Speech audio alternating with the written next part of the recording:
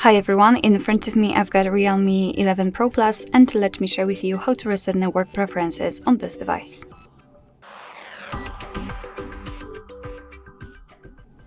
So first of all, we have to enter the settings and then scroll down to the very bottom to find additional settings. Then let's scroll down again and tap on backup and reset option, and as you can see, here we have to tap on reset phone.